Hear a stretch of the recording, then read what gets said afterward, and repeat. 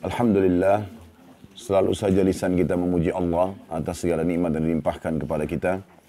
Dan terlalu banyak nikmat yang tidak terhingga dan tidak bisa lagi disebutkan dengan kata-kata yang Allah subhanahu wa ta'ala berikan kepada kita.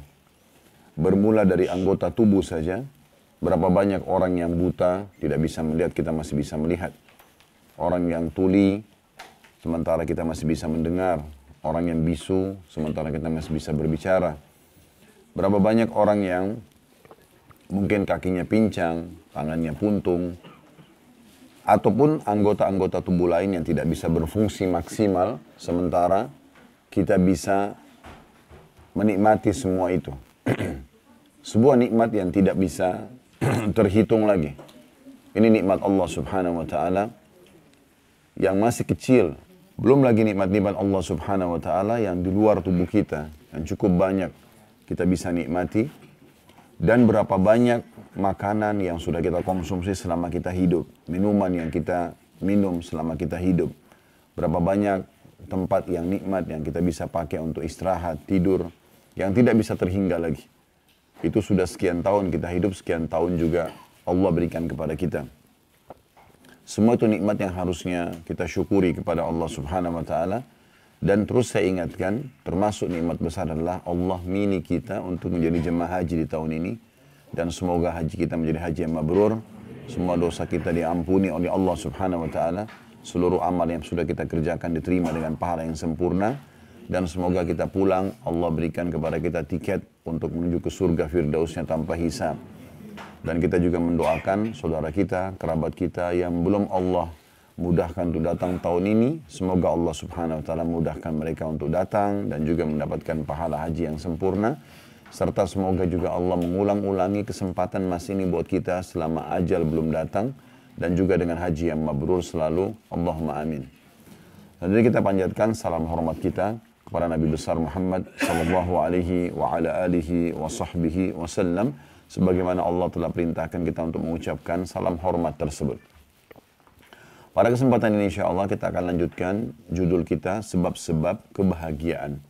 Dan kita akan masuk ke serial baru tentang masalah peka terhadap nikmat atau bahasa lainnya syukur.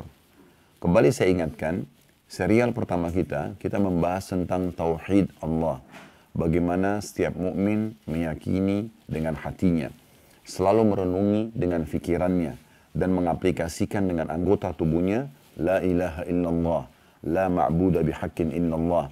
Tidak ada Tuhan, pencipta, pemilik, penguasa, semua yang di langit, semua yang di bumi, semua yang di kedalaman lautan kecuali Allah. Apapun terjangkau oleh mata kita atau tidak terjangkau, penciptanya adalah Allah. Dan kita ikuti itu dengan ketaatan dan ketaatan kepada Allah subhanahu wa ta'ala. Sehingga akhirnya sempurnalah tauhid kita. Sempurnalah tauhid kita.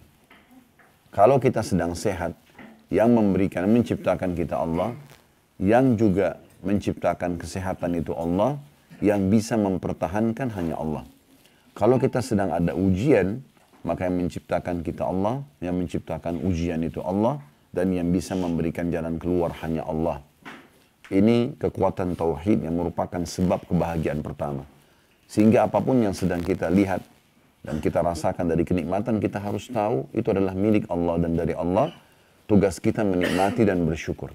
Kalau sedang ada ujian dan tidak ada pilihan lain, kita dalam keadaan nikmat atau sedang dalam keadaan ujian. Kalau kita sedang dalam keadaan ujian, maka juga pencipta kita Allah, pencipta ujian itu adalah Allah, dan yang bisa memberikan jalan keluar hanya Allah saja. Sudah kita jelaskan panjang lebar dengan kisah-kisah pada pertemuan itu. Semoga tentu diberikan manfaat dan saya yakin Bapak Ibu tetap butuh untuk terus belajar. Kalau lihat di playlist YouTube kami ada beberapa judul ceramah yang kami rekomendasikan untuk terus diulang-ulangi. Yang pertama itu judul Kenalilah Tuhanmu, Engkau Akan Bahagia. Ini lebih dari 2 jam kami membahas panjang lebar tentang masalah mengenal Allah subhanahu wa ta'ala. Kemudian juga ada saudaraku, inilah pondasi agamamu. Inilah pondasi agamamu. Kemudian juga ada bahasan-bahasan yang lain yang cukup banyak berhubungan dengan masalah akidah ini. Kemudian kita sudah bahas juga sebab-sebab kebahagiaan serial 2, yaitu masalah introspeksi diri. Bagaimana setiap orang di antara kita selalu muhasabah dan juga ya, memperbaiki dan meningkatkan kualitas dari ketaatannya kepada Allah. Kemudian juga kalau ada dosa segera dia bertaubat. Kita juga sudah memberikan contoh-contoh cukup banyak berhubungan dengan masalah ini. Kita juga sudah membahas sebab-sebab kebahagiaan yang ketiga, masalah menuntut ilmu syar'i. Bagaimana setiap orang di antara kita akan bahagia pada saat dia tahu mana boleh dan mana tidak boleh. Dan begitu banyak keutamaan yang Allah subhanahu wa ta'ala berikan kepada para penuntut ilmu. Sudah kita bahas juga panjang lebar. Serial keempat kita, sebab-sebab kebahagiaan, sudah dibahas kemarin terakhir di Hotel Syaza. Tentang masalah pengabdian abadi. Bagaimana setiap orang di antara kita selalu sibuk dari ibadah ke ibadah yang lainnya. Selalu sibuk dari zikir ke zikir yang lain, baca ayat Quran ke ayat Quran yang lain. Kemudian juga dari apapun yang halal, yang dibolehkan nikmatin kepada halal yang lain. Dan seorang mukmin dan mukminah harus paling jauh dari apapun yang diharamkan. Selama itu haram, mau mudah, mau banyak, ditinggalkan. Selama itu halal, sedikit pun dinikmati. Kita sudah berikan contoh bagaimana Imam Ahmad rahimahullah justru makan banyak dari masakan Imam Syafi'i karena itu adalah halal. Dan bagaimana para ulama salaf sangat menjauhi hal-hal yang haram. Baik, kita akan masuk pada serial kita yang kelima, sebab-sebab kebahagiaan ini, yaitu tentang masalah peka terhadap nikmat. Nah ini poin penting sekali.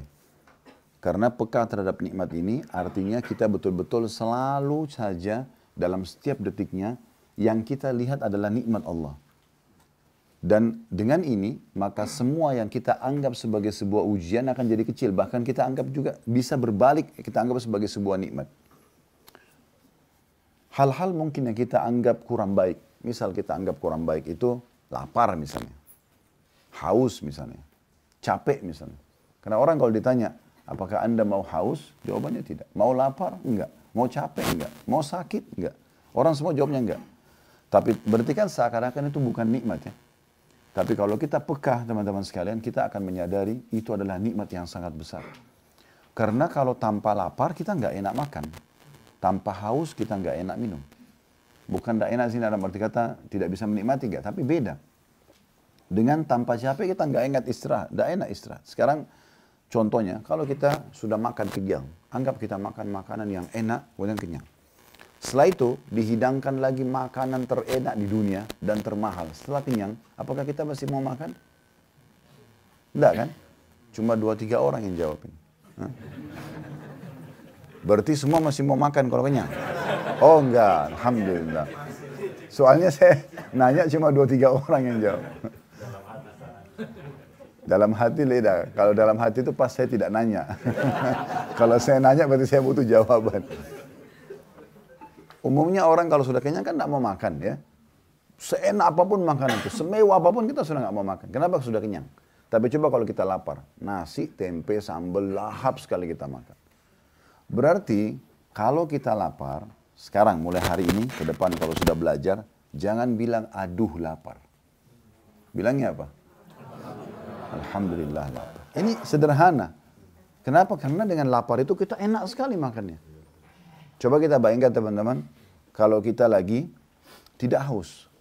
Terus ditawarin, Pak, Bu, mau minum apa? Pasti kita akan milih. Oh, saya mau teh hangat, saya mau teh. Karena memang lagi tidak haus kan. Tapi coba kalau kita lagi haus, saya mau air es yang dingin. Dan kita nikmat sekali minum. Coba kalau kita lagi puasa, pas buka puasa minum air dingin. Kan nikmat sekali. Berarti haus itu bukan sebuah ujian sebenarnya. Gitu kan? Begitu juga kita pada saat kalau dari pagi, tidur terus sampai malam, misal. Terus malam disuruh tidur lagi, kira-kira masih bisa tidur? Coba kita kalau dari pagi, aktivitas, sampai menjelang maghrib atau isya, aktivitas, malam kita diberikan kesempatan tidur. Begitu enaknya kita istirahat tidur, karena memang capek. Sekarang sakit misalnya, hal yang mungkin orang semua tidak mau. Baik, tanpa kita sadari teman-teman sekalian, ternyata sebuah nikmat ada tersirap di situ. Karena dengan kita misalnya lagi flu, lagi demam, terus di depan kita ada orang minum air es, ya, dia sehat, kita lagi meriang, dia malah sehat. Kita baru menyadari, oh ternyata waktu saya itu tuh enak banget. Bayangkan kalau kita nggak pernah dikasih sakit sama Allah. Mungkin kita kufur. Justru semua itu adalah kendaraan-kendaraan untuk mensyukuri nikmat Allah Subhanahu wa taala. Selalu teman-teman lihat orang yang di bawah kita. Jangan selalu patokannya orang yang di atas. Kita tidak akan pernah bersyukur kalau kita lihat orang yang di atas. Kalau kita mau tahu bagaimana besarnya nikmatnya Allah, saya kadang-kadang di Jakarta supaya melihat nikmat Allah besar misalnya dengan rumah yang Allah berikan, walaupun kita misalnya punya rumah tidak seberapa besar, coba jalan di gang-gang, kita lihat rumah-rumah orang. Itu betul-betul subhanallah rumah dengan petak yang kecil dalam gang-gang di Jakarta itu padat sekali. Depannya lagi gang, di jalan kecil, dekat kecil itu got lagi. Gimana caranya mereka jalan? Kadang-kadang 2-3 orang sudah mepet. Saya pernah masuk di belakang satu rumah sakit, saya tidak usah sebutin. Waktu itu pas azan mau cari masjid. Kebetulan keluarga saya lagi berobat di situ. Terus saya cari, Pak, cari security mana masjidnya Pak? Karena di situ cuma ada tempat sholat kecil. Terdengar azan. Oh di belakang rumah sakit ada Pak. Saya jalan masuk di gang-gang itu. Subhanallah Allah perlihatkan rumah-rumah kecil-kecil. Ya, dempet-dempet semuanya. Jalannya juga kecil. Kalau saya jalan ada orang lain jalan. Di sebelah kami kiri kanan got ini. Jadi harus mepet-mepet. Jalan jauh. Tempatnya sholatnya turun ke bawah lagi.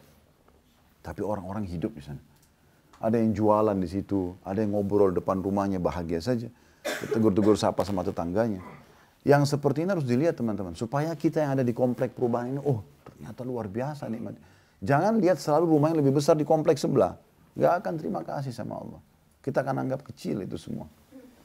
Dan Nabi SAW sudah bersabda, Allah Subhanahu wa Ta'ala berkata kepada para malaikat pembagi rezeki. Lapangkan rezeki hambaku ini, karena kalau engkau lapangkan dia akan bersyukur. Dan sempitkan rezekinya hambaku ini, karena kalau kau bukakan maka dia akan kufur. Allah lebih tahu. Makin kita peka terhadap nikmat, makin melimpah Allah kasih. Lisan kita selalu Alhamdulillah, Alhamdulillah, Alhamdulillah. Terus kita juga berbagi dengan orang yang makin melimpah. Pasti. Tapi kalau sedikit berlukusa, semuanya serba salah, semuanya serba kurang. Gitu kan. Sedikit saja ada kesalahan yang dari pelayanan orang di rumah sakit misalnya itu apa. Kita sudah ngamuk-ngamuk sana sini. Tapi lupa dengan orang yang sudah antri 2-3 hari misalnya. Ada orang yang mungkin tidak bisa masuk ke rumah sakit itu. Contoh misalnya. Begitu banyak kita harus peka. Makanya saya berikan judul peka terhadap nikmat. Bukan hanya sekedar bersyukur. Bagaimana kita peka melihat semua nikmat Allah SWT. Dari rambut kita teman-teman sekalian sampai ke ujung kaki kita. Berapa banyak nikmat Allah yang luar biasa yang orang lain tidak miliki. Berapa banyak. Saya kedatangan ini contoh saja. Saya kedatangan berapa kali gitu jemaah di kantor, di restoran. Ada kemarin satu bapak terakhir datang. Dia minta izin untuk ketemu ngobrol gitu. Dia ada mampir makan sama teman-temannya. Begitu duduk, bapak itu Masya Allah kelihatan badannya sehat sekali. Tiba-tiba dia bilang minta bicara 4 mata Ustaz. Terus dia ngomong ternyata mau ngambil anak angkat. Dan sambil bapak itu nangis-nangis gitu. Ustaz saya mau ambil anak angkat. Kami sudah menikah 10 tahun atau 15 tahun belum punya anak. Sambil dia nangis-nangis. Pada saat saya mau ambil anak angkat pun keluarga ada yang menolak. Kakak saya menolak. Dan kemudian ini dan itu. Terus dia ini kayak itu masalah besar sekali buat dia. Sementara selama ini, Allah sementara sudah karunia kita anak, kadang-kadang kita masih marah-marahin anak itu. Padahal ada orang berharap dikasih 1 anak aja. Gitu. Kita sudah punya 2 anak, 3 anak, 4 anak.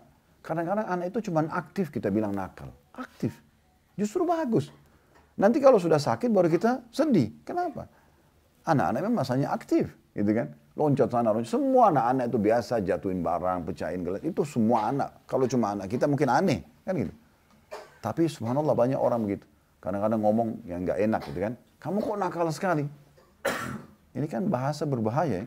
Karena kata Nabi SAW jangan ucapkan perkataan buruk buat diri kalian, keluarga kalian. Dan juga ya harta kalian sehingga malaikat lewat dan mengaminkannya. Dan kata para ulama, tidak ada orang yang bersangka sesuatu kepada Allah baik atau buruk kecuali Allah kasih.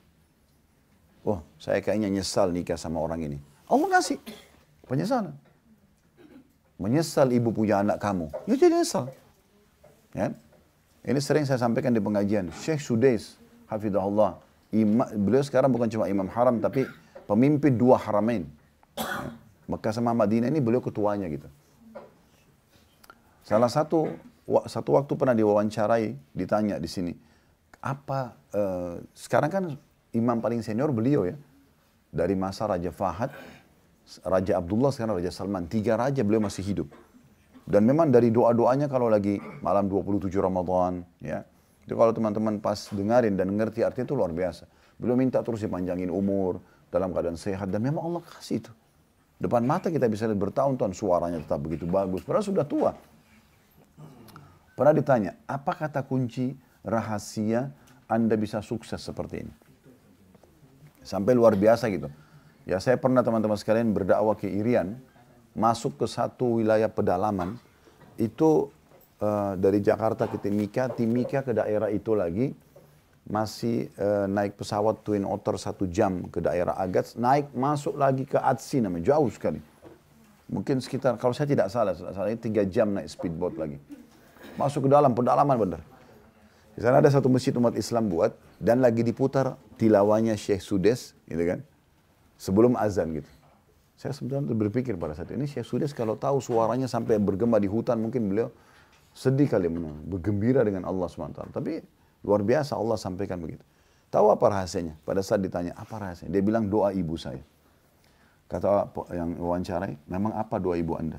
Dia bilang, saya dulu waktu kecil, kalau nakal atau aktif, ibu saya selalu mengatakan, pergilah ke haram, semoga kau jadi imam haram. Itu perkataan ibunya. Jadi bukan bilang, kamu nakal sekali, kamu begini dan begitu, nyusahin ibu, enggak. Pergilah ke haram, semoga kau jadi imam haram. Itu terus ibunya doa. Ucap, jadi doa. Berapa banyak kita nggak peka hal seperti ini. Kenapa kita tidak mengatakan, nak semoga Allah berikan kau hidayah. Kita bilang pada pasangan, semoga Allah berikan kau hidayah. Semoga engkau lunakkan hatimu. Semoga Allah berikan petunjuk. Kenapa kita nggak seperti itu? Kenapa kita teman-teman sekalian susah sekali mengucapkan salam dengan pasangan kita atau dengan keturunan kita. Padahal assalamualaikum artinya semoga keselamatan dunia akhirat engkau dapatkan. Itu assalam. Kebahagiaan dunia akhirat. Keselamatan. Warahmatullah, semoga rahmat. Rahmat itu rezeki. Selalu engkau dapatkan dan juga wabarakatuh. Semoga itu cukupkan. Ya. Setiap ketemu kita harusnya mengucapkan itu. Kata Nabi SAW, ya, orang mukmin, orang muslim yang terbaik adalah orang muslim yang kalau bertemu dengannya dia mulai dengan salamnya.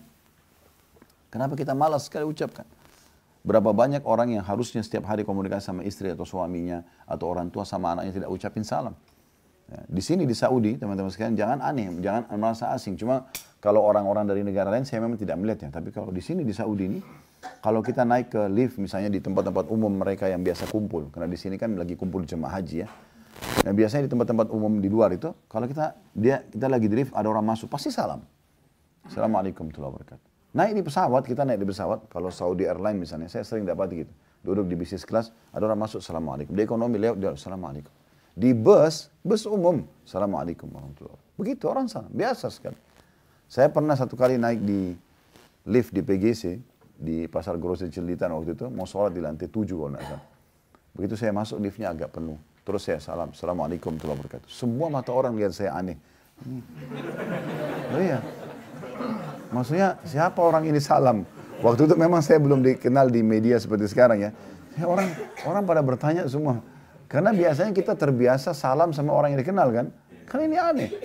Apa kata Nabi SAW waktu ditanya, Islam apa, amalan apa dalam Islam yang paling baik? Paling Allah cintai, paling besar pahalanya, paling mudah memaafkan dosa-dosa. Kata Nabi SAW, tuti'imut ta'am, berikan makan orang lain, traktir orang lain. Ya. Kemudian, tusallimu ala man ta'rif wa man lam ta'rif. Engkau mengucapkan salam kepada orang yang kau kenal dan kau tidak kenal. Jadi tidak boleh orang dikenal saja, apalagi suami istri. Di sini udah biasa teman-teman. Kami kalau bertamu sama teman-teman kami di sini, mereka punya penataan rumah. Jadi kalau kita masuk, biasanya ada banyak pintu. Mirip dengan kamar hotel ini gitu. Ada pintu ya. Nah, ada pintu khusus untuk ruang tamu laki-laki. Ada pintu khusus untuk ruang tamu perempuan. Jadi kalau tamu laki-laki masuk ke situ, ditutup pintunya. Nanti tuan rumah laki-lakinya yang melayani. Nanti kalau tamu perempuan ke ruang sana, nanti ada tutup pintunya lagi, ada yang melayani gitu. Nah, biasanya tuan rumah laki-laki itu layani kami terus mengatakan silakan masuk, kita masuk. Diajak ngobrol sama dia. Kalau istrinya sudah siapin makanan, ada biasa mereka tekan tombol bel dari dalam rumahnya, itu keluar suara belnya di ruang tamu kita, terus suaminya sudah tahu berarti makanan sudah siap. Atau diketuk pintu misalnya. Kalau makanan sudah siap tinggal diambil. Maka biasanya tuan rumah ini, dia keluar nih. Tadi waktu dia sambut kita salam masuk rumah, dijawab sama dia. Kemudian dia masuk ke sana, diambil makanan, cuma bawa makanan dari dalam rumah masuk ke ruang tamu lagi, salam sama kami. Assalamualaikum. Padahal ini tadi ketemu ngobrol nih. Begitu luar biasanya. Berapa banyak kita ngobrol sama istri, sama suami tiap hari, nggak mau salam. Saya kadang kalau jalan sama ikhwan, Assalamualaikum, dia nggak salam, dia angkat telepon istri langsung to the point bicara. Ya akhi, salam dulu. Antum sedang doakan, Assalamualaikum, semoga kebahagiaan, keselamatan dunia akhirat. Warahmatullah, ya, semoga rahman Allah, juga rezeki Allah, wabarakatuh. Dan berkah Allah selalu bersamamu. Ini doa yang luar biasa gitu. Dan usahakan kalau salam lengkap. Lengkap itu. Assalamualaikum warahmatullahi wabarakatuh. Begitu. Nggak usah ringkas-ringkas. Ya. Kalau tulis WA ringkas-ringkas gitu. Ya. Ya. Jadi tulis lengkap gitu. Ucapkan lengkap. Assalamualaikum aja. Oke. Dapat berapa kalau Assalamualaikum? 10. Kalau tambah warahmatullah 10 lagi. Wabarakatuh 10 lagi. Itu terjadi di masa Nabi SAW. Lalu lagi duduk dengan para sahabat, ada yang datang. Assalamualaikum. Terus duduk. Nabi SAW jawab. Nabi mengatakan, lahu asyara. Orang ini dapat 10 pahala. Datang orang kedua, dia tambah warahmatullah. Assalamualaikum warahmatullah. Duduk dia. Kata Nabi SAW setelah jawab, lahu ishrun. Orang ini dapat 20 pahala. Datang orang ketiga, subhanallah, di majelis yang sama, ucapin lengkap. Assalamualaikum warahmatullahi wabarakatuh. Lalu dia duduk. Nabi SAW jawab, lalu Nabi mengatakan, lahu thalathun. Orang ini dapat 30 pahala. Sudah tahu nggak teman-teman sekalian, Abdullah bin Umar radhiyallahu anhu, kalau sudah selesai sholat duha, sudah selesai zikir paginya, sudah ibadah yang dia lakukan di pagi itu sudah selesai, keluar dari rumahnya ke ujung gang, balik lagi hanya salam aja. Salam sama fulan, salam sama saling mendoakan gitu. Yang ini, Assalamualaikum warahmatullah, yang jawabkan juga sama. Wa'alaikumussalam, dan untuk anda juga keselamatan dunia akhirat. Warahmatullah, juga rezeki Allah melimpah. Wabarakatuh, dan juga keberkahan Allah. Kenapa kita nggak seperti ini? Harusnya peka, saling mendoakan yang baik gitu kan. Ini poin luar biasa yang harus kita ketahui. Dan terlalu banyak tentunya nikmat Allah Subhanahu wa taala. Intinya, lihat orang yang di bawah, kata Nabi SAW, kalian akan lebih mudah untuk bersyukur. Syukuri. Jangan lihat orang yang di atas kita, karena pasti akan ada ya, orang di atas kita. Secara ekonomi, secara paras wajah, postur tubuh, pasti ada saja orang di atas kita. Tapi itu bukan untuk kita jadikan tolak ukur. Nabi SAW mengatakan, lihatlah orang yang di bawah kalian, maka kalian akan lebih peka. Nabi SAW menganjurkan kita selalu menjenguk orang sakit supaya kita tahu tentang nikmat ya, kesehatan yang kita sedang miliki gitu kan. Bahkan Nabi SAW mengatakan disuruh ziarah orang sakit dan beliau mengatakan siapa yang menziarah saudaranya maka dia akan dapatkan, Allah akan datangkan 70.000 malaikat yang memohon ampun untuknya sampai sore hari. Kalau dia ziarah, kalau dia jenguk saudaranya sakit pagi hari, itu malaikat 70.000 doakan dia sampai sore hari. Kalau dia jenguk sore hari, ya walaupun cuma 5-10 menit misalnya, maka ada 70.000 malaikat yang mendoakan dia sampai pagi hari. Begitu terus. Contoh misalnya, untuk kita tujuannya sebenarnya untuk supaya kita mengetahui, oh ini masih ada banyak orang yang sakit dibandingkan saya gitu ya. Saya masih sehat, saya masih begini dan begitu. Ini contohnya. Kita berapa kali disuruh ziarah kubur misalnya. Kata Nabi SAW, saya dulu larang kalian di Mekah ziarah kubur, karena memang waktu itu masih banyak kuburan orang kafir, umat Islam yang sangat sedikit jumlahnya. Maka sekarang di Madinah ziarah karena dia mengingatkan kematian. Supaya kita sadar, oh saya masih hidup, masih punya peluang untuk beramal soleh. Nah begitu, kita peka dalam masalah-masalah hal seperti ini. Makanya Allah Subhanahu wa taala sangat wajar menitik beratkan dalam surah Ibrahim ayat 7, wa id ta'adzana rabbukum la in syakartum la azidannakum wa la in kafartum inna adzabi lasyadid. Dan ingatlah ketika Tuhan Muhammad ya, memaklumkan, mengiklankan, menginformasikan dengan jelas, sesungguhnya jika kamu bersyukur atau kalian semua bersyukur, pasti aku akan menambah nikmat tersebut, dan jika kamu mengingkari nikmatku maka sesungguhnya azabku sangat pedih. Yang perlu kita perbaiki teman-teman sekalian adalah kita biasa mau bersyukur kalau di mata kita itu nikmat. Ini yang jadi masalah. Padahal sebenarnya bukan tolak ukur di mata kita, tapi ya di mata Allah Subhanahu wa taala. Yang Allah nilai nikmat adalah kita harus nikmat, kita harus syukuri. Gitu kan? Kalau ada banyak orang menyempitkan nikmat itu hanya uang saja. Sehingga kalau ada uang, maka dia anggap dia perlu bersyukur. Tapi yang lain dilupain nih, kesehatan, keturunan, pasangan hidup, segala macam dilupain. Padahal rezeki itu bukan cuma duit, bukan cuma uang. Rezeki itu adalah semua yang bisa membuat roda kehidupan di muka bumi berjalan, namanya rezeki. Oksigen yang kita hirup, mata yang ditangkap oleh mata sehingga kita bisa melihat, telinga yang didengar oleh kuping, ya kita bisa mengetahui apa yang orang sedang ucapkan kepada kita. Ya, fungsi-fungsi anggota tubuh semua masih maksimal. Itu adalah nikmat Allah Subhanahu wa taala yang melimpah, yang harusnya kita peka ya. Ini makanya judul kita peka terhadap nikmat Allah Subhanahu wa taala. Dan Hasan Basri rahimahullah menanggapi firman Allah Ibrahim ayat 7 tadi mengatakan, siapa yang bersyukur atas nikmat Allah, Allah akan menjadikannya semakin taat. Salah satu efeknya adalah kalau kita selalu mengatakan Alhamdulillah, Alhamdulillah, Alhamdulillah, Allah arahkan kita kepada ketaatan kepadanya. Karena syukur itu. Ar-Rabi' berkata, siapa yang bersyukur atas nikmat Allah, maka Allah akan menambahkan karunia-Nya. Maknanya itu. Kan tadi dikatakan kalau kalian syukur maka aku akan tambah. Ditambah apa? Kata Hasan Basri, ditambah ketaatan.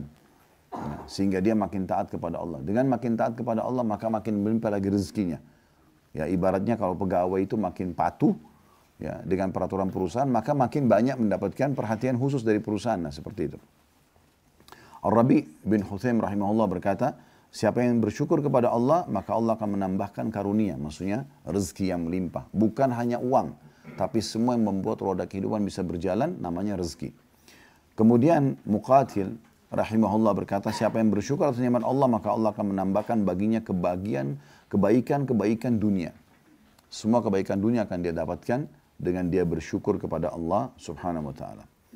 Orang yang biasa bersyukur dengan hal-hal yang kecil, maka hal yang besar dia akan lebih mudah bersyukur. Makanya saya berikan judul sekali lagi, peka terhadap nikmat. Maksudnya lihat hal-hal yang kecil, maka itu akan memudahkan kita bersyukur pada hal yang besar. Ya. Itu sesuai dengan sabda Nabi SAW dalam hadis riwayat Ahmad dan dihasankan oleh Syekh Albani, man lam yashkuril qalila lam yashkuril katsir. Siapa yang tidak berterima kasih dan bersyukur kepada Allah dengan hal yang sedikit, maka berarti dia tidak akan pernah berterima kasih pada Allah dengan hal yang besar. Jadi memang mulai dari yang kecil. Apapun yang kecil kita peka, selalu bersyukur kepada Allah SWT, maka akan membuat kita mensyukuri yang besar. Jadi ibaratnya juga kalau ibadah yang lainnya, kayak contoh salat. Kalau teman-teman biasakan sibukkan diri dengan ibadah sunnah, ibadah wajibnya pasti terjaga. Pasti. Jadi nggak usah kita repot jaga ibadah wajib, karena memang dasarnya kita sudah jaga ibadah sunnahnya. Seperti itu. Kita kalau sudah biasa sedekah, zakat kita akan jalankan. Kita biasa puasa sunnah, puasa wajib akan mudah. Kita biasa umroh, haji akan mudah. Begitu seterusnya. Nah seperti itu maksudnya. Yang dimaksud dalam makna hadis tadi yang baru kita bacakan. Ya. Dan juga perlu kita ketahui bahwasanya setiap kita bersyukur, maka manfaatnya untuk diri kita sendiri. Allah tidak butuh dengan syukur itu. Jadi kita harus selalu faham ini kita yang membutuhkannya. Dengan mengucapkan Alhamdulillah, maka kita akan mendapatkan manfaat buat diri kita sendiri. Sebagaimana Allah jelaskan dalam surah Luqman, ya, dalam surah Luqman ayat 12. وَمَنْ يَشْكُرْ فَإِنَّمَا يَشْكُرُ لِنَفْسِهِ. Siapa yang berterima kasih atau bersyukur kepada Allah, maka sesungguhnya ia manfaat syukur itu akan kembali kepada dirinya sendiri. Akan kembali kepada dirinya sendiri. Dan ini perlu digarisbawahi tentunya teman-teman sekalian supaya kita faham. Ada hal lain yang harus kita fahami dalam masalah kepekaan dalam syukur ini.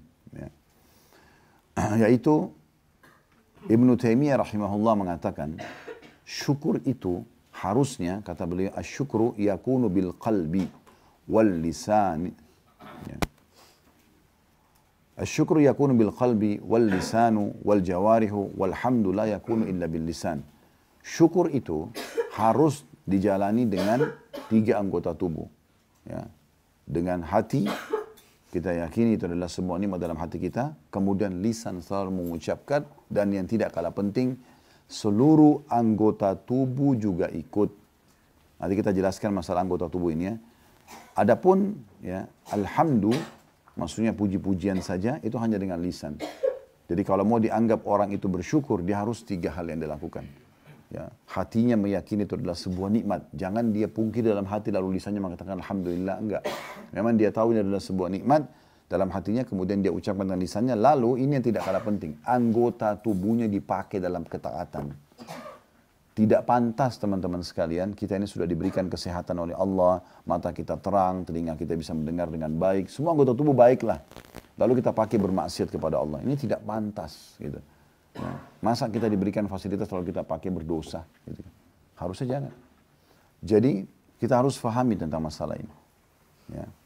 Anggota tubuh kita harus kita gunakan untuk ketaatan kepada Allah. Kalau ada seorang hamba, dia menggunakan matanya untuk melihat yang haram misalnya. Ini tidak pantas, karena mata Allah sudah sehatkan untuk melihat kebesaran Allah SWT di alam semesta. Untuk membaca kitabnya Allah. Ya. Bukan untuk maksiat. Tidak pantas gitu. Kalau kita di perusahaan dikasih sebuah fasilitas, lalu kita pakai dalam maksiat, ini tidak pantas, gitu. Salah sekali. Harusnya kita pakai dalam ketaatan. Telinga juga, dengarkan ayat-ayat Allah, dengarkan ceramah. Bukan didengarkan yang lain, karena akan kita salah gunakan fasilitas ini, gitu kan? Lisan juga Allah kasih, suara kita ada. Mungkin misalnya Allah kasih suara merdu, atau kita masih bisa berbicara, tidak bisu. Maka dipakai untuk nasihat, untuk perkataan yang baik. Minimal yang mubah, nanyain kabar orang misalnya. Bukan untuk ghibah, bukan untuk nyakitin orang lain. Nah, seperti itu.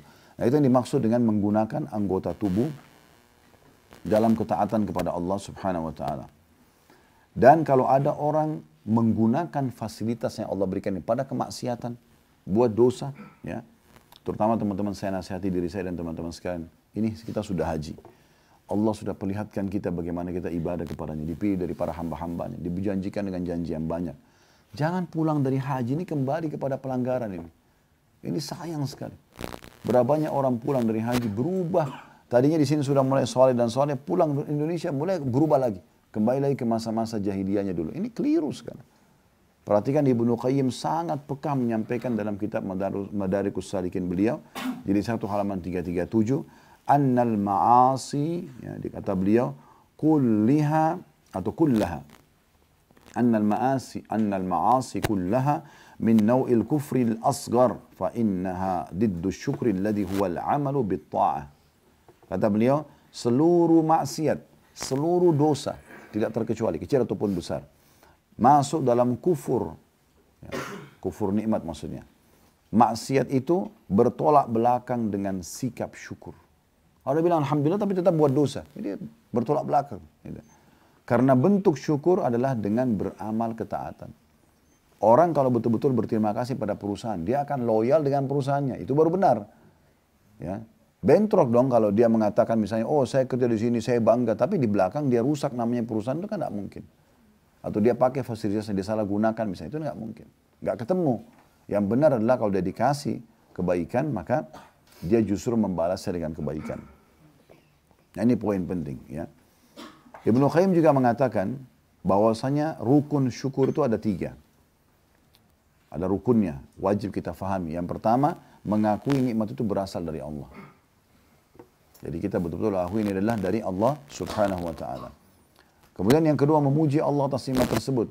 Mengatakan Alhamdulillah. Yang ketiga, meminta tolong untuk menggapai ridha Allah dengan memanfaatkan nikmat dalam ketaatan. Jadi ini tadi, gunakan nikmat itu dalam ketaatan. Kekuatan ini untuk ketaatan, mata ini untuk melihat yang halal, telinga untuk mendengar yang halal, lisan mengucapkan yang halal, tangan menjamah yang halal, kemaluan menyentuh yang halal, kaki melangkah ke tempat yang halal.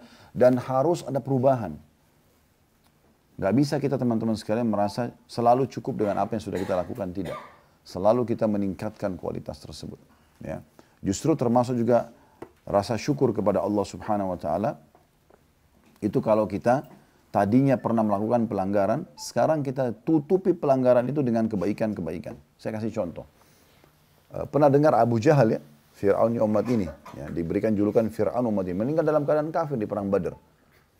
Tapi subhanallah Allah kasih hidayah anaknya bernama Ikrimah. Ikrimah ini jahatnya dulu sebelum Islam sama dengan Abu Jahal ayahnya, persis sama. Karena dia ungkapin sendiri, radhiyallahu anhu. Di pembebasan kota Mekah, Ikrimah masuk Islam.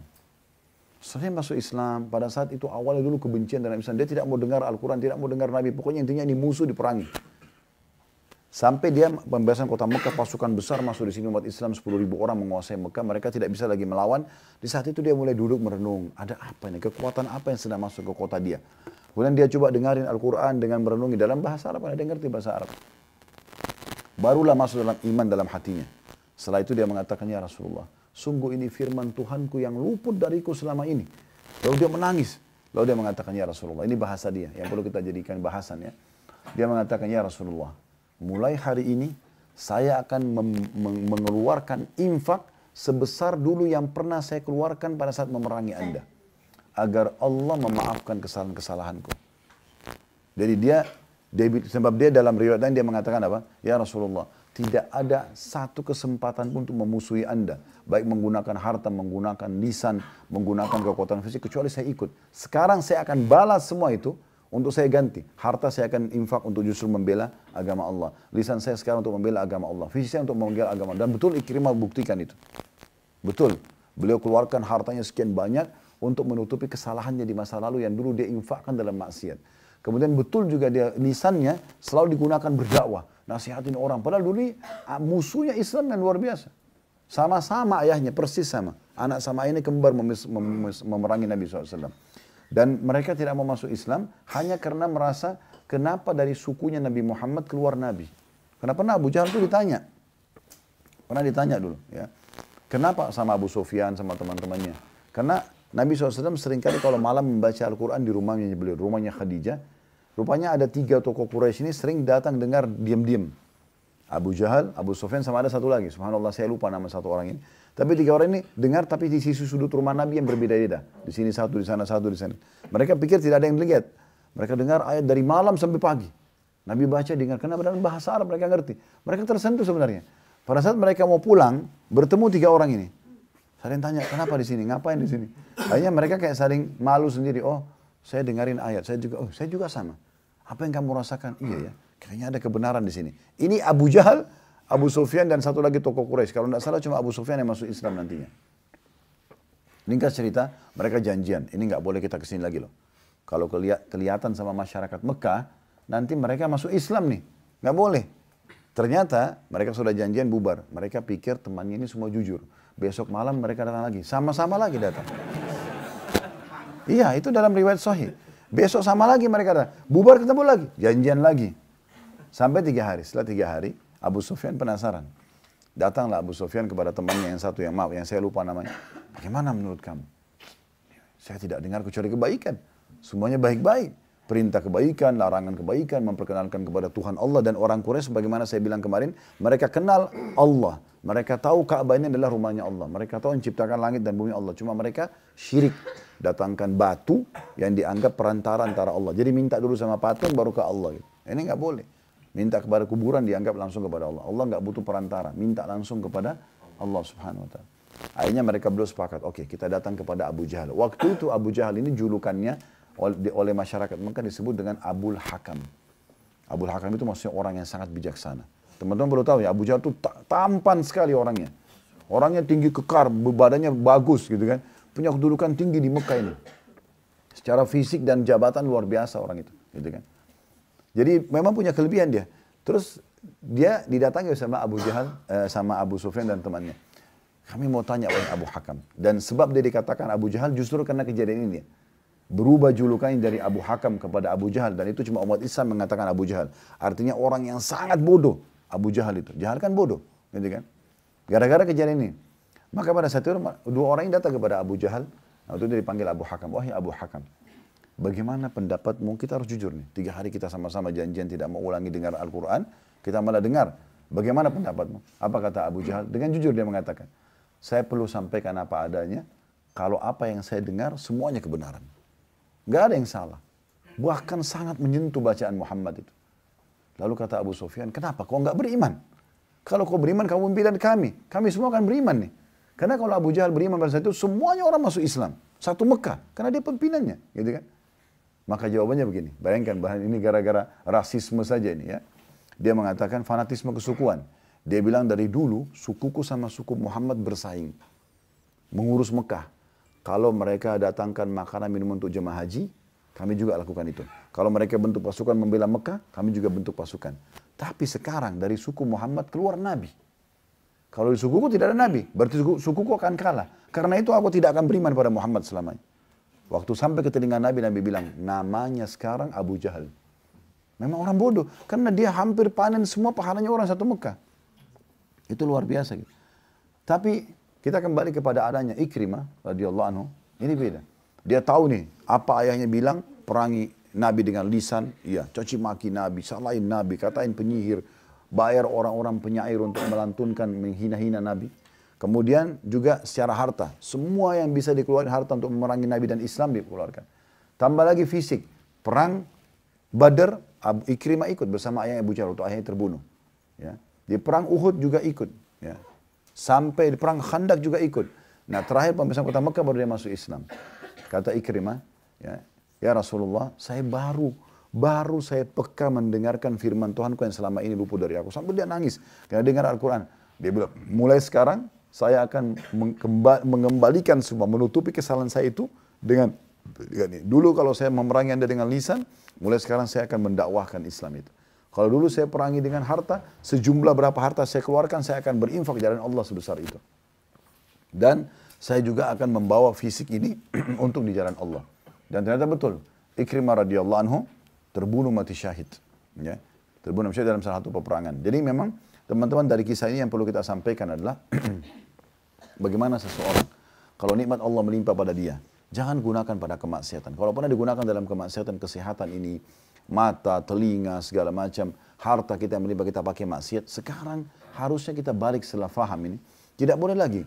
Kita harus gunakan semua itu dalam ketaatan kepada Allah SWT. Balik keadaan sekarang. Kalau dulu kita biasa mengajak orang buat maksiat dengan melimpahnya nikmat pada kita, kita sekarang balik dakwahi mereka. Ajak mereka pada kebaikan. Tinggalkan semua. Karena kalau tidak, berarti kita kufur terhadap nikmat Allah Subhanahu wa taala. Terlebih lagi saya mengajak diri saya dulu supaya saya bukan cuma orang mengucapkan, tapi juga yang pertama mengamalkan, baru teman-teman sekalian. Terutama pulang dari haji. Pulang dari haji ini pulang dari ibadah. Sayang sekali kalau pulang dari sini kembali kepada hal-hal yang salah lagi. Belajar, bertanya pada orang ahlinya, apakah ini salah atau tidak. Kalau salah tinggalkan karena Allah Subhanahu wa taala.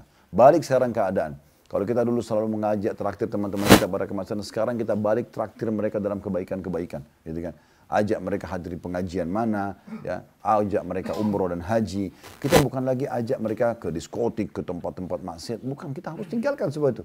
Dan kita harus tutup dulu nafkah yang kita keluarkan untuk maksiat itu. Yang sekarang kita ganti dengan ketaatan supaya itu dimaafkan sama Allah. Berapa banyak orang tidak sadar dulu mungkin dia biayai teman-temannya pada berzina. Nih, bayar semua, silakan masuk hotel, dia yang bayarin segala macam. Dia tidak sadar, itu sudah maksiat. Sekarang taubat kepada Allah harus dia keluarkan nafkah sebesar itu untuk menutupinya dengan ajak misalnya orang umroh, orang haji, orang ke taklim misalnya dan seterusnya. Ada Masya Allah di antara jemaah kita yang pernah hadir di Uhud, setelah pulang mereka mulai ikut ke pengajian-pengajian, terutama di Blok M hadir. Saya ada yang datang di tablik akbar, Masya Allah datang dari kota-kota yang cukup jauh. Biaya teman-temannya, kerabatnya untuk dikikat pesawat, ada yang sewa bus lengkap, datang ke pengajian. Semua itu mungkin karena mereka sudah menyadari, oh dulu saya sudah salah nih dalam menggunakan harta kepada maksiat, sekarang saya akan balik itu untuk kepada ketaatan kepada Allah SWT. Ingat ya, karena nikmat Allah itu pasti Allah akan tanya. Dalam sebuah riwayat Bukhari, pernah Nabi SAW lapar sekali. Beliau keluar dari rumah dalam kondisi lapar. Dalam riwayat sahih itu dikatakan. Pas beliau jalan, lewat depan rumahnya Abu Bakar. Abu Bakar juga pas keluar, tidak janjian. Lalu kata Nabi SAW, hai Abu Bakar, apa yang membuatmu keluar? Dia mengatakan, saya lagi lapar ya Rasulullah. Di rumah nggak ada makanan. Masa dulu mereka tidak ada kulkas, simpan makanan, atau ada kios-kios kayak kita sekarang bisa belanja setiap saat, atau ada belanja online, kan tidak ada. Orang kalau habis itu, hari itu habis bekal makanan, tidak ada jalan lain. Keluar cari makanan, gitu kan. Maka kata Nabi SAW, ikutlah dengan saya. Mereka lewat di depannya rumahnya Umar. Umar pas keluar juga Umar. Nabi SAW tanya, kenapa Umar kau keluar? Saya lagi lapar ya Rasulullah. Tiga-tiganya begitu kejadian. Kata Nabi SAW, ikutlah dengan saya. Lalu Nabi SAW ajak mereka berdua pergi ke rumahnya satu orang Ansar. Yang terkenal sangat karam, sangat mulia, sangat dermawan. Nabi SAW salam. Kebetulan laki-laki pemilik rumah ini lagi keluar, lagi tidak ada. Lagi ke kebun kurmanya, istrinya ada. Lalu kata Nabi SAW setelah salam, kami datang untuk menemui suamimu. Maka kata ibu tersebut, setelah jawab, Waalaikumsalam, selamat datang wahai Rasulullah, silakan tunggu sebentar, saya akan panggil. Maka duduklah Nabi SAW, ibaratnya kita kalau di ruang tamunya, kemudian ibu ini pergi memanggil suaminya. Suaminya begitu dengar Nabi datang, oh Masya Allah berita gembira apa ini? Nabi tiba-tiba bertamu di rumah kita di jam seperti ini, di waktu seperti ini. Langsung dia naik ke pohon kurmanya, dia potong kurma dengan tangkainya, ya itu biasanya penghormatan luar biasa gitu kan. Dia tidak petik-petik, dia ambil semuanya lalu dibawa kepada Nabi SAW. Sambil salaman, setelah salam, segala macam, dihidangkanlah ya makanan tersebut. Dihidangkanlah kurma tersebut. Kata Nabi SAW, mungkin engkau tidak perlu seperti ini. Ya, kata Nabi SAW, cukup engkau ambil beberapa petik beberapa kurma saja. Kata Nabi SAW, kata pemilik rumah tersebut, tidak ya Rasulullah. Anda lebih pantas kami layani lebih baik daripada ini. Kemudian orang itu sembeli domba. Setelah itu dihidangkan, disuruh istrinya masak masakan yang enak sekali. Pakai roti gandum, pakai za'faran, segala macam. Intinya sangat indah makanan itu diceritakan dalam riwayat tersebut. Dihidangkanlah kepada Nabi SAW. Lalu Nabi makan bersama Abu Bakar, sama Umar, sama pemilik rumah tersebut. Begitu sudah selesai makan, Kata Nabi SAW sambil serius beliau sampaikan, wahai saudara-saudaraku, beliau mengatakan pada sahabat-sahabatnya, sesungguhnya nikmat seperti ini Allah akan tanyakan pada hari kiamat. Bahkan dalam riwayat lain beliau mengatakan Allah akan tanyakan air es, air dingin yang kalian teguk, ya, itu sebagai nikmat disyukuri atau tidak, digunakan dalam ketaatan atau tidak. Ingat teman-teman, semua ini akan menjadi saksi pada hari kiamat. Gelas yang kita pakai minum, sendok yang dan piring kita pakai makan, kalau kita bersyukur dan kita gunakan nikmat itu pada ketaatan kepada Allah, mereka akan jadi saksi hari kiamat. Sebaliknya, kalau kita pakai ini semua dalam kemaksiatan kepada Allah, orang masuk kamar hotel malah berzina, maka ranjangnya itu adalah makhluk Allah, lampu adalah makhluk Allah, air yang dia pakai cebok kemana adalah makhluk Allah, akan jadi saksi semua hari kiamat. Ya, akan menjadi saksi kalau si fulan lagi berbuat ini dan itu. Makanya dalam banyak ayat Al-Quran dikatakan sesungguhnya penglihatan, pendengaran, itu sekarang semua akan diminta pertanggungjawaban hari kiamat. Dalam sebuah riwayat sahih dikatakan, nanti akan ada orang pada hari kiamat, karena dia takut masuk ke neraka. Dia takut masuk ke neraka, maka dia pun akhirnya, waktu Allah bilang, kau berbuat ini, kau berbuat itu. Dia pungkiri, tidak ya Allah gitu. Allah mengatakan, ini ada saksinya. Para malaikat, enggak, saya enggak percaya mereka. Loh ini benda-benda di sekitarnya semua jadi saksi, enggak, saya enggak percaya. Lalu kata Allah SWT, lalu siapa yang kau percaya? Dia bilang, diri saya sendiri. Kata Nabi SAW, Allah kemudian mengunci lisannya, dia nggak bisa ngomong, lalu Allah buat seluruh anggota tubuhnya berbicara. Matanya menceritakan semua histori yang dilihat. Begini, detik ini dia lihat ini, detik ini dia lihat ini semua. Kemudian telinganya menceritakan, tangannya menceritakan, kemaluannya menceritakan, kaki menceritakan. Setelah itu, Allah buka lisannya, lalu dalam Al-Quran Allah kekalkan, dia berkata begini, lima syahidtum alaina. Setelah dia bisa ngomong, dia mengatakan pada anggota tubuhnya, kenapa kalian ngomong untuk diri sendiri? Saya tadi ini untuk menyelamatkan kalian. Maka anggota tubuhnya berbicara pada saat itu dengan hikmah Allah.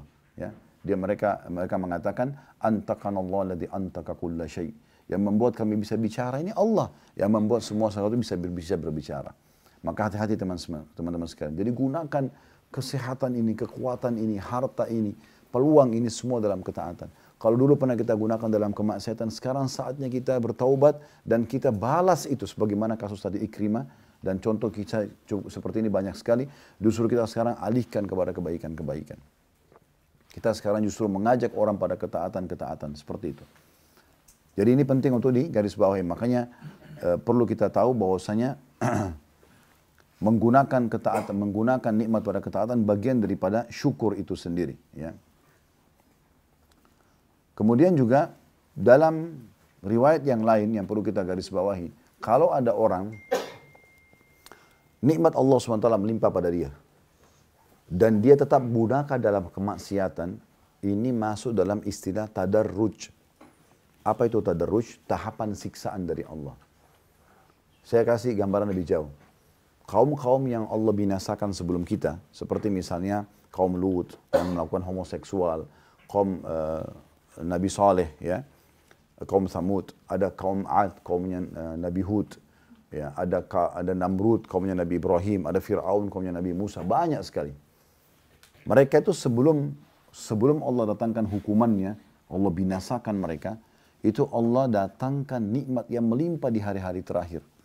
3 hari, seminggu sebelum mereka datang siksa, Allah limpahkan nikmat supaya mereka makin lalai. Makin lalai. Karena memang Allah tahu mereka tidak akan taubat. Maka semua itu datang nikmat kepada mereka melimpah, badannya tambah sehat, gembalaannya makin banyak, subur, hasil panennya makin banyak. Sehingga mereka pikir, oh iya, makin lalai lah mereka dari taubat kepada Allah dan mereka terus berbuat maksiat. Maka di hari datangnya hukuman, mereka tidak bisa lagi bertobat kepada Allah SWT. Maka hati-hati. Kalau Allah memberikan kita nikmat yang melimpah sementara kita dalam maksiat, berarti itu hati-hati tahapan siksaan. Supaya kita makin lalai. Oleh karena itu jangan digunakan dalam kemaksiatan teman-teman sekalian. Kita semua pasti punya dosa, bukan berarti kita suci. Tetapi jangan gunakan setelah mendengarkan pengajian seperti ini, kelebihan yang Allah berikan, harta, kesehatan dan seterusnya, justru kepada dosa kepada Allah SWT. Tidak pantas kita gunakan anggota tubuh dalam dosa, sementara ini adalah sebuah nikmat yang harusnya kita syukuri. Nah itu tadi yang disampaikan.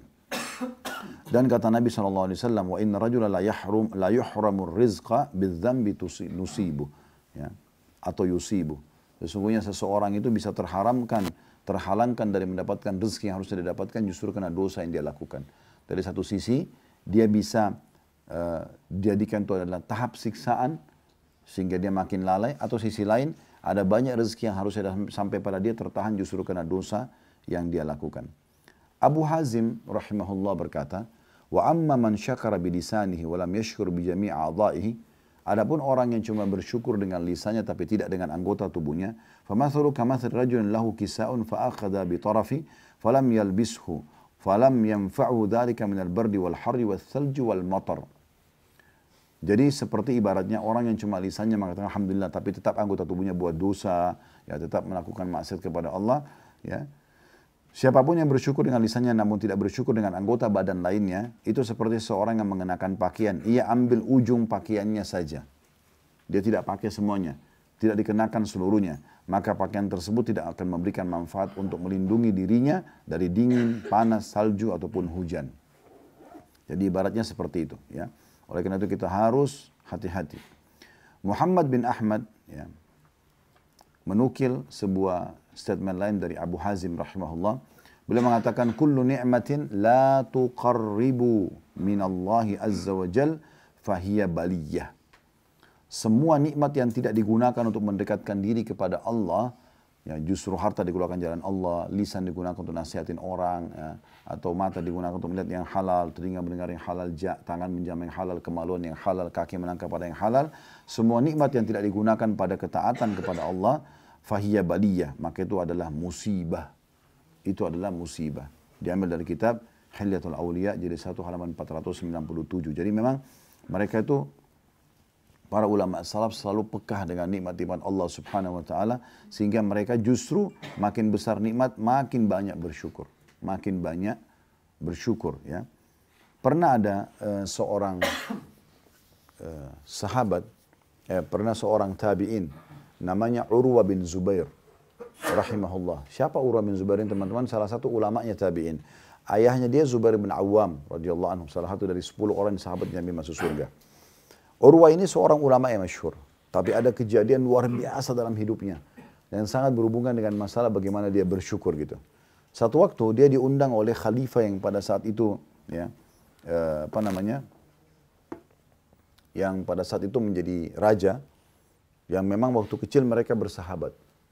Datanglah dia ke negeri Syam, diundang oleh khalifah tersebut, dalam kondisi dia sehat, dia kuat, dan memang Allah subhanahu wa ta'ala mengaruniakan dia, selain kelebihan fisik, paras wajah, kekayaan, juga dia punya kedudukan dan ilmu yang luas. Maka dia juga punya persahabatan dengan raja pada saat itu. Dia pergilah menjawab undangan tersebut, dia bawa anak laki-lakinya tertua. Yang ini sudah dipersiapkan untuk menggantikan dia sebagai seorang alim, hafal 30 juz Al-Quran, anaknya tampan, anaknya santun, bakti sama orang tua, baik sekali. Ini kalau dia secara Allah dia bisa jadi ulama orang ini, anak ini. Dibawalah ke istana. Waktu tiba di istana, di negeri Syam, anaknya ini tiba-tiba lihat ada kuda-kuda kerajaan lagi digiring gitu ke satu taman, dan indah sekali. Karena kuda-kuda itu terawat dengan baik. Anaknya bilang sama ayahnya, ayah, bisa nggak saya mau main-main dulu sama kuda-kuda ini. Sementara Anda bertemu dengan raja, nanti saya datang. Kata ayahnya, boleh silakan. Masuklah ayahnya bertemu dengan raja pada saat itu. Berjalan waktu, mereka lagi duduk ngobrol, mengenang masa kecil dulu dan segala macam. Tiba-tiba ada satu prajurit masuk, pamit, buru-buru. Datang, buru-buru, pamit. Ya. Waktu dia pamit, masuk, kata si khalifah, tidakkah kau tahu hari ini saya punya tamu khusus? Kenapa harus memotong pembicaraan kami? Dia bilang, mohon maaf karena ada berita penting. Apa beritanya? Anaknya Urwah, yang tadi yang laki-laki yang tampan, yang hafal Quran, yang dia siapkan untuk jadi ulama itu, beliau pada saat lagi melihat kuda-kuda tersebut, karena asyik dia sangat dekat, dan ada satu ekor kuda sempat menendang, ya, anak ini ke dadanya dan tiba-tiba meninggal dunia. Ini kejadian nyata. Anaknya wafat pada saat itu. Khalifah kaget. Bagaimana bisa? Kuda yang mana? Mana pengawal gitu? Ya. Tapi sudah terjadi. Yang unik luar biasa pada saat itu, Khalifah panik karena ini tamunya. Dan ini memalukan bagi dia. Sekaligus memilukan, bagaimana bisa tamu harus dibiarkan anaknya ditendang kuda dan mati. Ini mati, bukan cuma luka biasa. Luka aja sudah memalukan bagi dia, apalagi meninggal dunia. Waktu dia lagi panik, dia heran melihat sikap Urwah rahimahullah. Ini ulama yang luar biasa. Pada saat mendengar berita tersebut dengan sangat tenang, dia mengatakan, Inna lillahi wa inna ilaihi raji'un. Kami milik Allah, kami akan kembali kepada Allah. Allah sudah takdirkan, ya sudah. Biarkan saya melihat jenazah anak saya. Hingga cerita, dia datang teman-teman sekalian, dia lihat jenazahnya memang sudah meninggal. Maka dia yang mandikan, dia yang urus jenazahnya, sampai akhirnya dikuburkan. Ini pada hari yang sama ya, perhatikan ini. Berentetan musibah datang kepada beliau dan bagaimana beliau menyikapinya dengan syukur yang luar biasa. Maka pada saat itu, dia pun mengurus jenazah, lalu dibawa turun. Diturunkan ke liang lahat. Subhanallah, itu diturunkan ke liang lahat. Saya tidak tahu, mungkin teman-teman medis tahu penyakit apa ini. Tapi dalam buku-buku sejarah disebutkan dalam bahasa Arab namanya gargarina. Saya tidak tahu bahasa Indonesianya apa. Tapi dalam buku sejarah itu disebutkan itu. Apa itu? Dia pada saat turun ke dalam liang lahat, dia kakinya kena itu. Kena virus atau apa, bakteri apa itu namanya. Dalam bahasa Arab gargarina ini. Itu membuat kakinya tiba-tiba kayak membusuk si Urwah. Urwahnya ini, si alimnya ini. Jadi baru saja anaknya meninggal, dia urus jenazahnya, terus dia turunkan ke liang lahat, kakinya kena itu. Dan waktu itu tidak ada keputusan lain kecuali harus amputasi. Seketika pada saat itu. Karena kakinya tiba-tiba membusuk dan menjalar. Ada tabib terbaik istana, dipanggil oleh khalifah. Bingung khalifahnya ini, harus bagaimana nih? Tamu terbaiknya, anaknya baru meninggal, sekarang dia kena penyakit. Dan di pekuburan istana lagi. Maka dipanggil tabib terbaik bilang, ini nggak bisa lagi khalifah. Ini sebatas ilmu kami ini harus dipotong segera. Kalau tidak, terus dia menjalar naik ke atas. Maka akhirnya dengan sangat susah, dengan sangat terpaksa, khalifah menyuruh menyampaikan, dicari orang yang paling pintar berbicara untuk sampaikan dengan santun kepada Urwah, begini keputusan dokternya, tabibnya. Sekali lagi pada saat itu, Urwah waktu dengar, subhanallah, disebutkan dalam riwayat ini, tidak sedikit pun nampak rasa sedih dalam wajahnya. Ini kakinya akan dipotong ini. Kemudian dia cuma mengatakan, Inna lillahi wa inna ilaihi raji'un. Potong saja. Potong saja. Dengan tenang dia terima. Udah begitu orang kalau hatinya penuh dengan keimanan luar biasa ya. Dia tidak protes, dia tahu ini ada satu hikmah yang luar biasa. Hingga cerita, pada saat itu, di masa itu disebutkan dalam buku sejarah, tidak ada obat bius. Gimana caranya orang mau dipotong kakinya, sementara dia ya tidak dibius, nggak mungkin, susah. Pasti dia sakit. Nah masa itu obat biusnya minum khamr. Diminumkan khamr. Biar dia mabuk, kemudian dipotong kakinya. Begitu zaman dulu. Didatangkanlah kendi khamr yang terbaik. Ini di istana raja pun tidak ada. Cuma dibeli dari orang-orang non-muslim. Dikeluarkan, cari. Karena waktu ditanya khalifah bilang, kita harus ikutin tabib apa boleh buat. Dibelilah khamr tersebut ditaruh di depannya Urwah. Waktu Urwah dengar, Urwah tahu ini kendi khamr. Dia tanya, apa ini? Kata orang-orang di situ, ini khamr. Untuk apa khamr? Kata tabibnya, wahai Urwah, wahai Tuan Urwah, kami diambil pisaunya, kami akan potong kaki Anda dengan pisau ini. Nih, kaki, kulitnya, dagingnya, ototnya, tulangnya kami akan potongnya sampai putus. Kalau Anda nggak mabuk, nggak mungkin. Kata Urwah, demi Allah, saya tidak pernah meneguknya di masa saya lagi sehat, apalagi saya akan teguk di masa saya sakit. Saya nggak mau. Bagaimana caranya? Para tabib ini datang lagi ke khalifah. Wahai Amir Mu'minin, tamu Anda tidak mau nih. Gimana solusinya? Oke, tidak ada solusinya kecuali tanya dia sendiri. Kira-kira bagaimana solusinya? Dibiarkan saja sehingga menjalar ke seluruh tubuh, atau dipotong, kalau mau dipotong dengan cara apa? Kami nggak punya cara lain kecuali harus minum khamr. Tanyalah Urwahnya, tabibnya tanya, lalu apa yang haram? Apa yang Anda ingin kami lakukan? Kata Urwah, ini kata-katanya mungkin sulit sekali kalau kita memang tidak sampai pada iman beliau. Beliau mengatakan, saya akan berzikir kepada Allah. Saya akan berzikir kepada Allah. Di saat kalian melihat wajah saya berubah memerah, maka saat itu potonglah kaki saya. Kata tabibnya baik. Tapi maaf, ada satu tertinggal. Rupanya sebelum waktu khamr ditolak, solusi yang kedua adalah didatangkan algojo yang besar badannya, yang memegang tangan, kaki, dan tubuh. Supaya nanti kalau dipotong, Urwah nggak berontak. Karena salah sedikit goyang ini salah potong nanti. Waktu datang algojo tersebut, Urwah tanya, ada apa ini? Untuk apa mereka?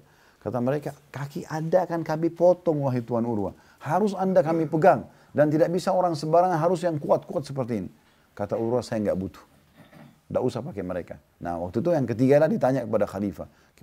Kira-kira seperti apa? Kata khalifah, tanya Urwahnya sendiri. Karena tidak ada solusi lain, harus dia yang berikan jawaban. Hanya waktu ditanya kata Urwah, saya akan berzikir kepada Allah. Kalau kalian lihat wajah saya sudah berubah menjadi merah, maksudnya karena khusyuknya dalam berzikir, maka potong kaki saya. Oke, dan lain-lain. Gak mau dipegang, gak mau minum khamar, dipotong kakinya. Kita bisa bayangkan luar biasa. Saya kalau ceritain seperti ini teman-teman, saya coba bayangkan, gimana ini? Pisau disentuhkan ke kulit, silet aja kena sedikit sakitnya luar biasa. Ini dipotong pakai pisau dan harus kan proses ya. Kulitnya dulu, ototnya, kemudian tulangnya. Tulang kan itu nggak mudah. Gitu. Sampai terputus semua. Udah langsung mereka bilang baiklah kalau gitu, kami akan lakukan. Kata tabib yang menceritakan dalam buku-buku sejarah. Anda bisa cek ini ya, kisah tentang Urwah bin Zubair rahimahullah. Dia bilang tabibnya, kami tunggu dia berzikir. Subhanallah, alhamdulillah, la ilaha illallah, Allah akbar, dia zikir sampai wajahnya memerah. Maka saya pun kata tabibnya memotong kakinya itu. Dan subhanallah sedikit pun tidak bergerak. Dia tidak gerakkan kakinya. Setelah dipotong pun dia masih berzikir seperti tadi waktu sebelum dipotong. Sampai kami mengatakan Tuan Urwah sudah selesai. Maka dia mengatakan alhamdulillah. Tidak bergerak ini. Ya. Ini kejadian nyata. Setelah itu teman-teman ada sesuatu yang lebih luar biasa ini. Masa itu cara untuk memberhentikan darah kalau habis amputasi seperti ini. Itu tidak ada jalan lain kecuali minyak dipanasi. Lalu disentuhkan dengan minyak panas. Itu kisah nyata. Supaya luka bakar berhenti. Begitu caranya dulu. Ini gimana caranya? Darah lagi ngucur. Mereka bilang lagi sama Urwah. Wahai Urwah, ya Tuan Urwah, ini darah ngucur. Nggak ada jalan lain kecuali harus kami celupin potongan kaki Anda ini di minyak panas. Itu kisah nyata. Coba silakan lihat. Ini bukan karang-karangan itu. Maka pada saat itu dia mengatakan silakan. Tunggu saya berzikir. Dia berzikir kalau sudah merah celupkanlah. Akhirnya beliau pun berzikir lalu kemudian dicelupin dengan minyak panas. Subhanallah dalam buku-buku sejarah dikatakan walaupun dia kuat imannya namanya dicelup minyak panas dan ini masih dalam kondisi berdarah dia pun akhirnya pingsan rahimahullah. Beliau pingsan karena tidak bisa tahan sakit beliau pingsan. Setelah pingsan bangun ternyata semua sudah dibalut segala macam dia bangun dari pingsannya. Perkataan pertama Urwah mana telapak kaki saya yang kalian potong itu. Mereka harus heran, kenapa minta telapak kakinya? Didatangkan telapak kakinya. Lalu diangkat sama dia sambil dia mengatakan, alhamdulillah, segala puji bagi Allah yang telah mengamanahkan kau di tubuhku selama 40 tahun belum pernah aku pakai dosa sekalipun. Ini bahasa dia. Segala puji bagi Allah yang telah mengamanahkan kamu pada tubuhku selama 40 tahun aku tidak pernah menggunakanmu satu kali pun masuk. Tidak pernah kakinya melangkah pada dosa. 40 tahun. Udah selesai pada saat itu. Ya. Tapi khalifah ini bingung. Gimana caranya menenangkan Urwah ini? Di hari yang sama menjadi tamu kerajaan anak terbaiknya yang pertama meninggal dunia. Kakinya dia kena tadi gargarina itu dan harus dipotong. Ya. Plus lagi tadi harus dicelup pakai minyak panas segala macam. Bagaimana cara menenangkannya? Khalifah lagi bingung. Subhanallah dengan hikmah Allah subhanahu wa ta'ala. Waktu itu ada satu suku Arab datang ke istana raja. Nah, di antara orang suku Arab ini ada beberapa orang mereka. Ada satu orang di situ. Rupanya dia kepala suku. Nah, matanya buta orang ini. Matanya buta. Kemudian dia memimpin tengah-tengah. Lalu kata Khalifah, siapa anda ini? Siapa kalian ini? Oh, kami dari suku Arab Badui dari sini dan situ. Lalu siapa yang di depan ini? Dia ngomong, saya adalah pimpinan kabilah ini. Saya pimpinan suku ini saya. Gitu. Terus kata Khalifah, kenapa saya belum pernah mengetahui ada pimpinan suku itu buta. Kenapa bisa anda jadi pimpinan suku? Orang ini bilang, wahai Amir Mu'minin, kalau anda mau dengar cerita saya akan ceritakan. Kata dia, baik silakan. Karena memang dia lagi tunggu nih, apa yang bisa menghibur Urwah. Gitu kan. Dia pengen tahu apa ini, mau dikasih harta mungkin nggak bakal puas. Gitu kan. Gimana caranya menenangkan tamu yang sudah meninggal anaknya di hari yang sama, kakinya diamputasi dengan hari yang sama. Rupanya orang ini cerita teman-teman. Ini makanya kalau kita diberikan nikmat dan orang yang di bawah, kalau diberikan ujian dan orang yang di atas. Masih banyak orang di atas kita. Kalau kita cuma flu, ada flu dan demam. Kita flu dan demam, ada orang flu, demam, rematik. Kita rematik pun mungkin kita stroke, ada orang yang sudah meninggal dunia. Pasti ada orang di atas kita. Kalau nikmat dari orang di bawah supaya kita bersyukur, kalau cobaan kita ada orang di atas supaya kita bersabar gitu. Maka orang ini mengatakan, wahai Amir Mu'minin, wahai pemimpin orang beriman. Ini cerita orang itu ya, kepala suku ini.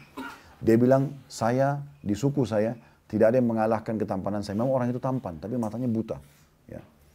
Kemudian dia bilang, tidak ada juga yang mengalahkan fisik saya. Memang fisiknya kekar. Orangnya sangat sempurna secara fisik. Tidak ada yang mengalahkan saya di suku saya dari sisi harta. Dia orang paling kaya. Dan juga tidak ada yang pernah menyaingi kedudukan saya. Saya tidak pernah diganti menjadi kepala suku, nggak pernah. Karena wibawahnya, karena keputusannya yang selalu tepat. Pokoknya luar biasa gitu. Terus dia bilang, satu waktu, karena orang Arab Badui ini teman-teman suka pindah-pindah tempat. Mereka tidak mau tinggal di kota, tinggalnya dari kemah ke kemah. Jadi padang pasir itu tempat mereka keliling.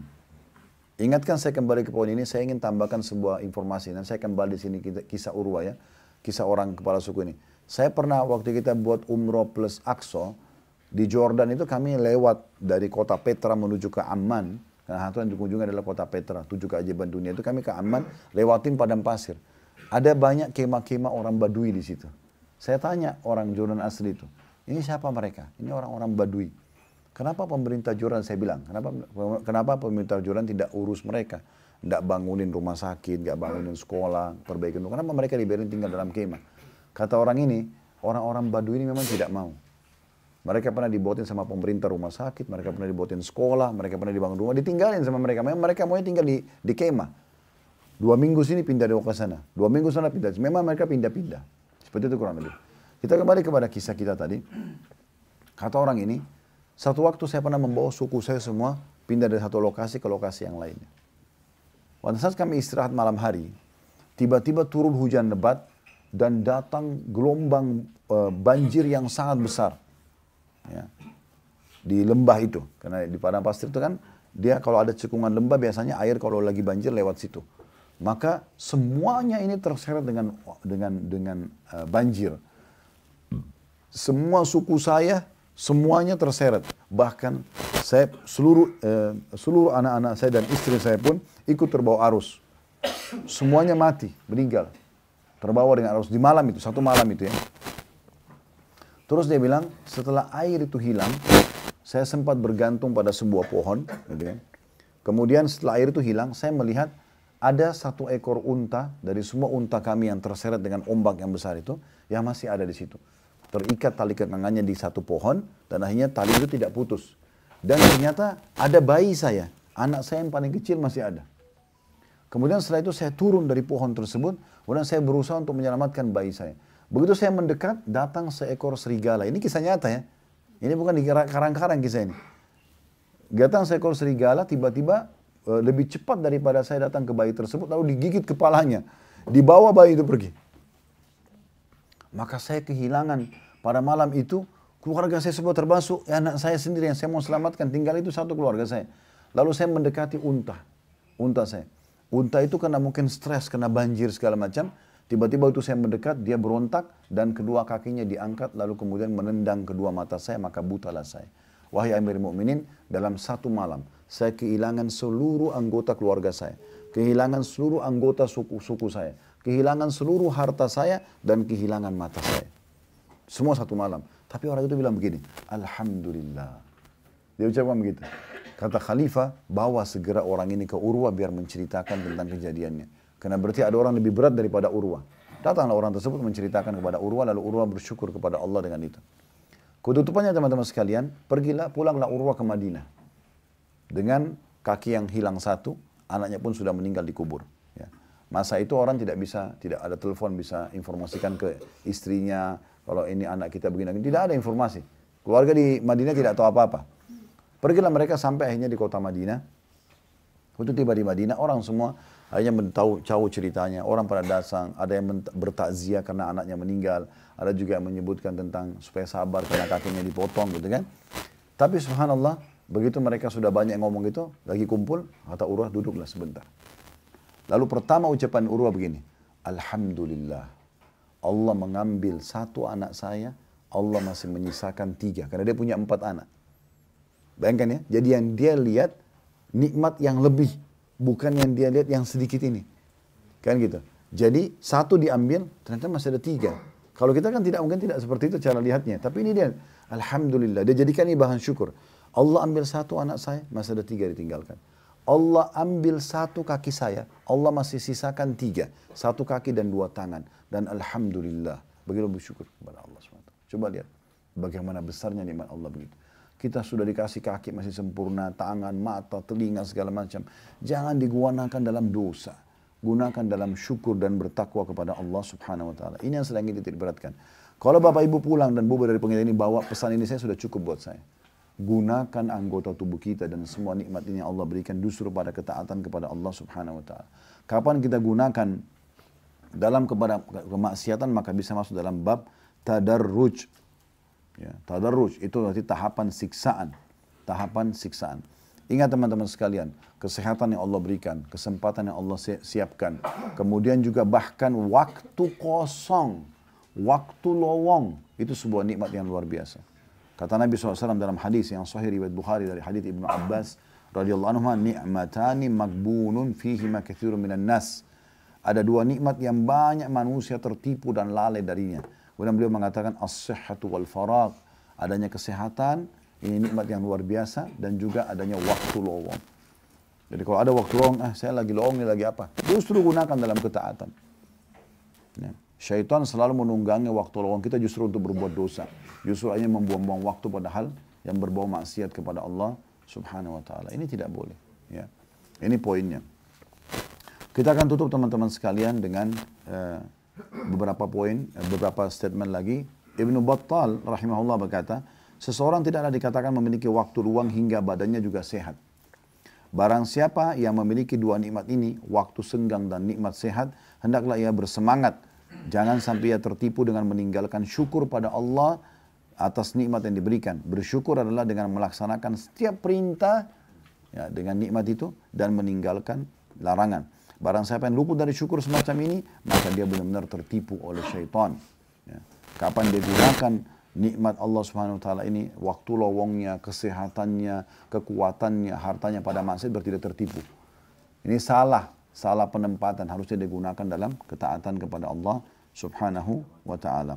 Ingat teman-teman sekalian, semua nikmat ya, semua yang kita minta kepada Allah sudah Allah kasih. Kecuali beberapa poin yang memang dengan hikmah Allah, Allah tunda. Saya kasih contoh. Bukankah kita setiap hari lapar? Ya. Apa yang kita ucapkan? Lapar. Dapat makanan nggak? Dapat. Kalau tidak dapat, pasti kita tidak hidup sampai sekarang kan? Setiap hari kita haus. Bukankah kita dapat haus? Dapat air? Kalau kita cuma bilang haus. Bukankah setiap hari kita capek dan ngantuk? Baik. Kita tidur. Kalau tidak tidur, berarti kita sudah meninggal sekarang. Kan gitu. Dan semuanya, hampir setiap yang kita baru, kadang-kadang kita baru niat sudah dikasih sama Allah. Ada mungkin 1-2 permintaan yang Allah belum kasih dengan hikmah Allah. Jangan yang 1-2 belum dikasih ini melupakan semua nikmat yang besar ini. Nah ini yang kita bahas nih. Karena kadang-kadang begitu. Kita ada satu yang kita harapkan Allah belum kasih. Kita minta jodoh, kita minta keturunan, kita minta satu proyek apa. Allah belum kasih. Kemudian ini membuat semua nikmat Allah yang hilang nih. Kita lupakan tuh kesehatan kita, kepeluang kita ibadah. Oh anggota tubuh yang masih sehat. Ini lupa. Ini aneh ini. Tidak boleh begitu. Makanya judul kita sekali lagi peka terhadap nikmat Allah. Ingat Urwa tadi masih bisa bersyukur. Dengan 1 anaknya mati masih ada 3. Kakinya 1 dipotong masih ada 3 anggota tubuh yang lain. Penggantinya 1 kaki dan 2 tangan. Seperti itu harus kita memahami teman-teman sekalian. Sekali lagi saya ingatkan. Ya, garis bawah ini tinta emasnya. Bahwasanya pekalah dalam bersyukur kepada Allah Subhanahu wa ta'ala. Dan mulai dari hal-hal yang kecil, maka kita akan bersyukur dengan hal yang besar. Pertama. Yang kedua, kesimpulannya. Jangan gunakan nikmat Allah yang melimpahnya pada kemaksiatan. Nggak boleh. Itu berarti kufur nikmat. Mata ini Allah sudah kasih sehat, bisa melihat bukan buta. Telinga bisa mendengar, lisan bisa mengucap, bibir bisa mengucap, lisan bisa mengecap, tangan menjama, kaki melangkah, dan seterusnya. Ini semua adalah nikmat Allah yang melimpah. Harusnya digunakan dalam ketaatan, bukan kepada kemaksiatan. Nggak boleh. Kemudian yang terakhir poinnya adalah teman-teman sekalian, kalau kita pernah melakukan kemaksiatan pada nikmat Allah ini, sekarang kita pulang haji ini perbaikin. Kita niatkan dengan baik. Sudah ikut pengajian ini bagi teman-teman yang sedang tidak haji, yang lagi online. Kita pulang ini, kita justru bayar dulu Apa-apa yang kita gunakan dalam kemaksiatan justru kita bayar dengan ketaatan. Dulu kita nggak pakai sholat, sekarang kita pakai sholat. Kekuatan kita dan kesempatan kita. Dulu kita tidak pakai silaturahim, sekarang kita silaturahim keluarga. Dulu kita tidak menjenguk orang sakit, sekarang kita jenguk orang sakit. Dulu kita banyak berinfak, bantu orang berzina, bantu orang buat maksiat segala macam. Sekarang kita berinfak justru membantu orang ketaatan pesantren segala macam, ketaatan. Dan jangan campur baurkan ya. Jangan kita juga bantu pesantren, kita juga bantu maksiat. Jangan, tidak boleh. Harus semua di sini udah selesai. Sering saya bahasakan kalau mau hijrah menjadi orang baik, jangan setengah-setengah, sekaligus 100%. Ajal kalau datang akan menyesal nanti. Jangan pernah berpikir saya meninggal kalau saya masuk ruangan ICU, enggak. Sudah kita jelaskan kan kemarin di bahan serial kita yang kedua, muhasabah, introspeksi diri itu. Enggak bisa. Orang kalau nganggap dia nanti kalau masuk ICU kemudian dia baru meninggal, ini salah. Terlalu banyak orang meninggal dalam kondisi sehat gitu kan. Dan juga untuk masuk ICU itu butuh hitungan detik kok. Keluar, tabrakan, langsung masuk rumah sakit. Kan bisa begitu. Kalau kita sudah tahu misalnya di umur 75 tahun saya baru sakit, itu lain. Ini kita nggak tahu kapan datang. Oleh itu hati-hati teman-teman sekalian.